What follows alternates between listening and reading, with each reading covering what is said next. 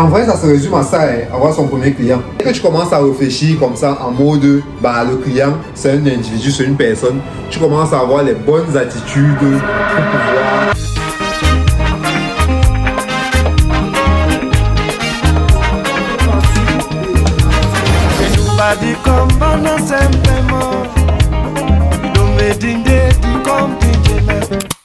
Ah oh, je m'appelle Skillcat. Là, je viens de me réveiller. Ouais, j'ai dormi dans les habits avec lesquels je suis sorti de l'événement où je suis parti. Mais je viens de me rendre compte qu'aujourd'hui c'est dimanche déjà et je me suis dit que je devais faire une vidéo du vlog long chaque semaine et je n'avais encore rien préparé.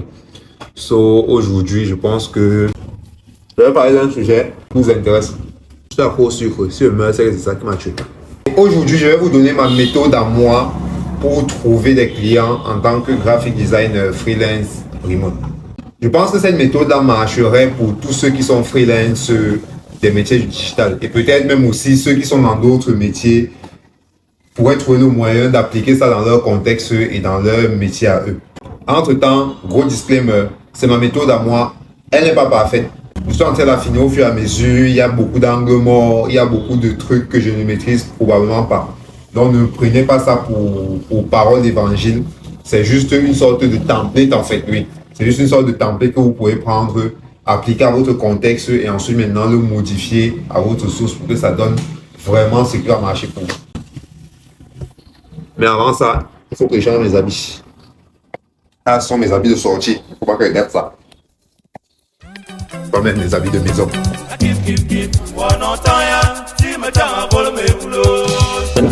Ah, ton petit. Oui, parce que la veille, j'avais été invité à la cérémonie de lancement de Secret Story Afrique par Canal Plus Cameroun au travers de l'agence Air Media. Et c'est sur place que j'ai découvert que l'un de mes amis d'internet faisait partie des occupants de la maison des secrets. Et j'ai littéralement crié de joie quand je l'ai vu à l'écran. Et avant ça, j'étais à Québec pour le pop-up store du lancement de la nouvelle collection collabo entre Vidal et Bold Makeup. Et ces événements sont très importants pour moi parce que c'est souvent l'occasion de link up avec les gens du milieu et parfois très souvent ça te met en face d'opportunités que tu peux saisir. Un exemple qui me vient directement à l'esprit, c'est que au dernier événement de Imagination, juste parce que j'ai pris le micro et j'ai répondu à une problématique, là on me demande de passer à son émission radio et c'est comme ça que je me retrouve là-bas. Et c'est là où vous me demandez, oui les opportunités c'est bien, mais comment est-ce que je fais de l'argent avec ça? Il faut commencer par accepter une chose. You don't make money, you take money from other people. Means on ne fait pas de l'argent, on prend l'argent d'autres personnes. Ou alors d'autres personnes nous donnent de l'argent. Et ça, c'est pas de moi, c'est de Andrew Tate, le Cobra. Oui, parce que je pense que c'est dû au rap et à la hustle culture qui nous fait croire qu'en fait, on peut se faire seul. Dans une certaine mesure, c'est vrai, mais c'est pas totalement vrai. Parce qu'on a toujours besoin d'autres personnes pour pouvoir réaliser des choses. Ou alors, tout au moins, avoir besoin de personnes comme clients. Et dès que tu commences à réfléchir comme ça en mode, bah, le client, c'est un individu, c'est une personne, tu commences à avoir les bonnes attitudes pour pouvoir avoir ce client-là qui va te donner des sous. Parce qu'il y a quelque chose que j'ai remarqué vraiment chez toutes les personnes qui se lancent en freelance. Ils ont cette vision idyllique-là qui leur est donnée par les livres de motivation et les autres formateurs et mentors qu'on peut trouver sur Internet, que je trouve pas mauvaise. C'est une bonne chose. But c'est pas parce que tu es graphic designer freelance que tu as le droit d'avoir des clients.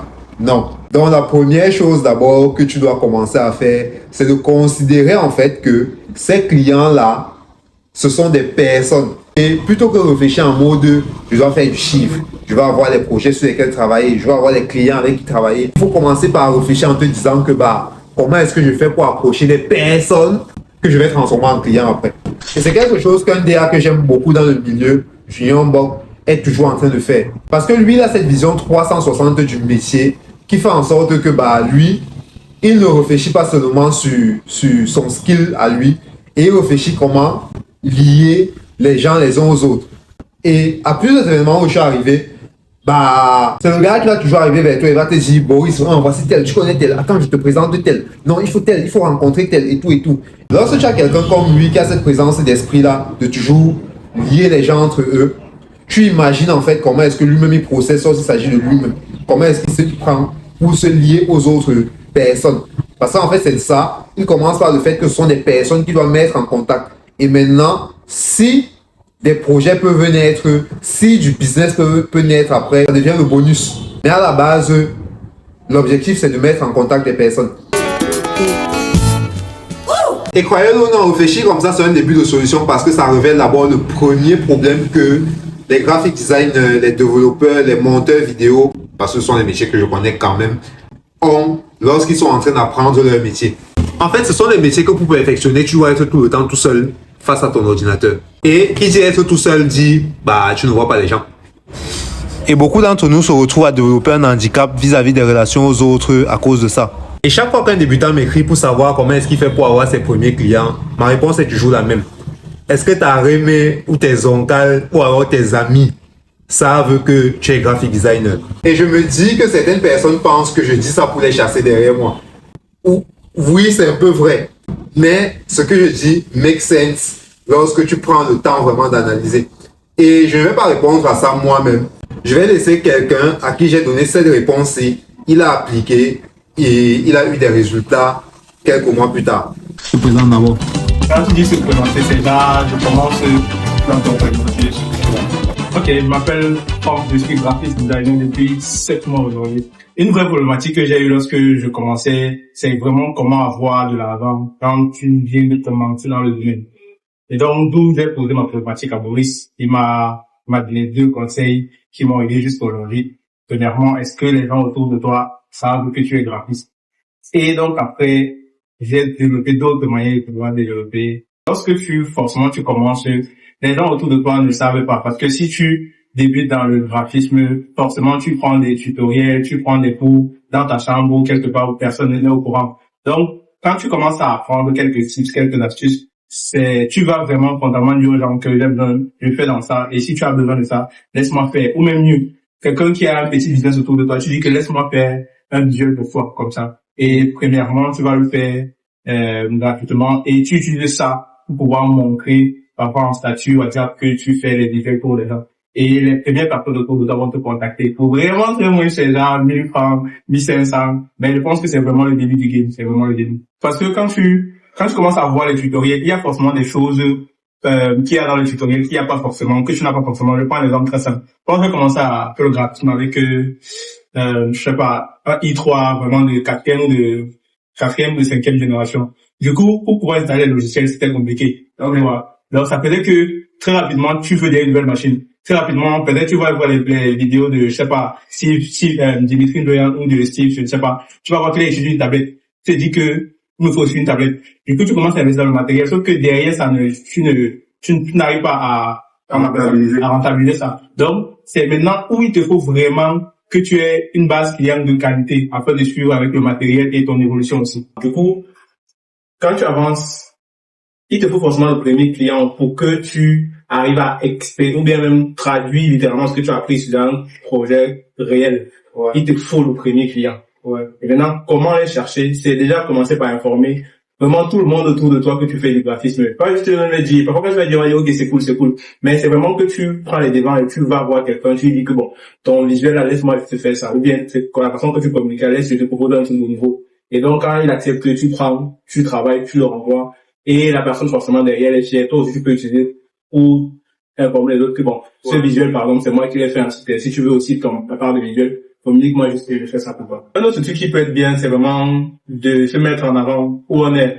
Ça veut dire que s'il y a un mouvement dans la communauté des jeunes où te trouves, que ce soit à l'église ou n'importe où, fais des trucs qu'on n'a pas l'habitude de faire avec ce que tu as appris à faire. Donc, voilà. Du coup, ça fait que tu l'as fait, non seulement tu vas t'épanouir, tu vas faire de nouveaux challenges, parce que un truc qui est vrai, c'est que en matière de, moi qui débute, je connais un peu les visuels qui peuvent être plus ou moins difficiles à faire. Je peux promettre que les visuels de l'église, c'est très compliqué. Parce que tu peux pas mettre tout ce que tu veux comme créativité. Ça doit rester très simple, mais aussi designé. Donc, mais sauf que quand tu fais ça, même le Seigneur te remercie bien. Donc, quelqu'un va venir là. C'est pas que les visuels de l'église, oui, non, et c'est encore une autre base de clients. Ouais. Donc, pour ne pas forcément mettre argent forcément dedans. Mets d'abord le travail, challenge-toi, et après, quand tu fais du bon travail, les gens te recommander. Ouais. Et oui, je vous envoie vers la famille et les amis, mais je reste conscient du fait que c'est pas eux qui vont vous rendre riche. Je ne les considère même pas comme des clients qui vont te permettre de payer les factures. S'ils payent même, la plupart d'entre eux vont pas payer, ou alors ils vont vous choco. Ce sera genre on te LF. Parce qu'en fait, Ils savent que pour eux, c'est qu'on est en train de t'aider, on est en train de te lancer. Just trust the process. C'est comme ça que ça se passe. Récemment, par exemple, j'ai reçu un message d'un petit qui se plaignait du fait que, oh, la famille, machin, il me donne un visa de 2000, de 3000, machin. Non, calme-toi. Trust the process. Rends d'abord grâce pour ça. Et maintenant, tu appliques maintenant la deuxième phase maintenant du process qui est de constituer un portfolio. Oui, parce que le graphic design, ça de cool que, du moins au Cameroun, on va jamais te demander où est-ce que tu as fait ça, où est-ce que tu t'es formé. Montre-moi ton diplôme de graphic designer. La seule chose qu'on va te demander, c'est montre-moi tes travaux. Et c'est là où ton portfolio intervient. Qu'est-ce qu'un portfolio? Bah, vous n'avez qu'à taper sur Google pour avoir la vraie définition. Mais de façon pratique, moi, je vais vous dire ce que c'est qu'un portfolio. Le portfolio, c'est un endroit. Ça peut être un document, ça peut être une plateforme, ça peut être un site web où tu as classé en fait tes travaux de la façon la plus attractive possible pour pouvoir convaincre soit un client, soit un recruteur que ton travail est au niveau de ce qu'il attend. En fait, c'est juste un document avec tes meilleurs travaux que tu présentes à tes clients. Et dans le processus de recherche de clients, la famille te servira d'abord à constituer ce portfolio-là. Tu as fait le programme du deuil de repas Angoula, le programme de mariage de fiston, tu as fait le flyer de vente en ligne de Salomé. Tous ces travaux-là, n'est-ce pas, tu les gardes. Et comme tu les gardes maintenant, lorsque un prochain client va venir vers toi, il va te dire, est-ce que tu sais faire telle chose? Bien sûr, tu vas répondre oui. Il va dire, montre-moi un peu ce que tu as fait. Et aussi, si tu es graphic designer par exemple et que tu débutes, tu as besoin d'avoir fait plusieurs travaux possibles. Parce que tu ne sais jamais ce avec quoi le client va venir vers toi. Et tu dois quand même déjà avoir quand même quelque chose déjà dans ce sens-là que tu as présenté. Je raconte n'importe quoi, avoir fait un magazine, avoir fait un logo, avoir fait un flyer, avoir fait une banderole, avoir fait un roll-up. Ça fait en sorte que toi déjà d'abord, ça te permet d'avoir tes automatismes qui sont déjà ready. Que lorsqu'on me demande un roll-up, j'engage ça comme ça. Lorsqu'on me demande un magazine, j'engage ça comme ça. Et ça permet aussi de faire en sorte que lorsque le client vient, tu as déjà un magazine que tu as fait, que tu peux lui montrer, plutôt que lui dire que non, je peux. Je n'ai jamais fait, mais je peux. Tu vois que tu le touches différemment dans ces deux cas-là. Mon ami riche est venu me rendre visite à la maison et on se faisait chier jusqu'à ce qu'il reçoive ce message. Ah non, regarde, ma vie était triste jusqu'à ce que ce message arrive. Ouais, oui, gars, tout change dans la vie, tout change dans la vie. Maintenant, tu vois la vie différemment. Comment on va penser, Elle est tout un peu là. ça va penser au projet, comment développer le pays.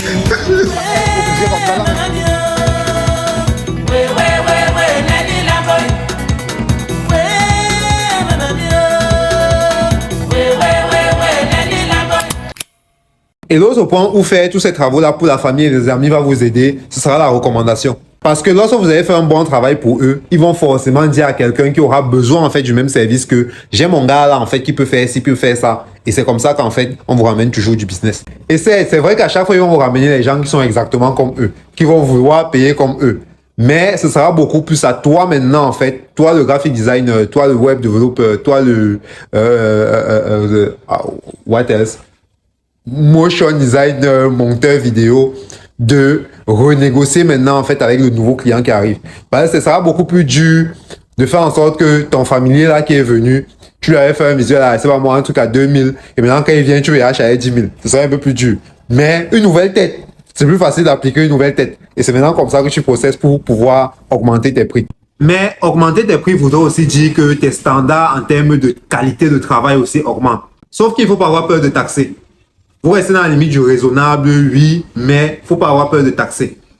Dans le sens où, pour moi, ma seule règle est que la seule personne qui a l'habilité de juger la qualité de ton travail, c'est soit ton client, soit ton patron. Si le client a validé, tu lui proposes que bah, je vais faire si. Tu lui montres ton portfolio et tu lui dis, pour faire ce que tu veux là, ça coûte 1 million. Il valide, mon cher ami, c'est Joum. Tu prends ta même appareil, tu envoies. On ne sait jamais, je bois aussi 2 bières. Beaucoup de débutants se disent que, bah, comme il y a tel grand qui est là-bas, il y a tel autre grand qui est là-bas, lui il fait ses prix comme ça, lui aussi il fait ses prix comme ça. Comme moi je suis un petit là, je dois faire mes prix comme ça. Nah, c'est pas vraiment comme ça que ça marche. Parce qu'il ne faut pas avoir peur déjà. Ne me regardez pas, vous pensez que moi je suis cher. Moi, je suis pas cher. Et en vrai, ça se résume à ça, avoir son premier client. Il s'agit surtout d'en parler autour de soi, d'en parler aux gens autour de soi. Et sur le digital aussi. C'est vrai que je vois plein de petits frères là faire même plein d'erreurs là sur le digital.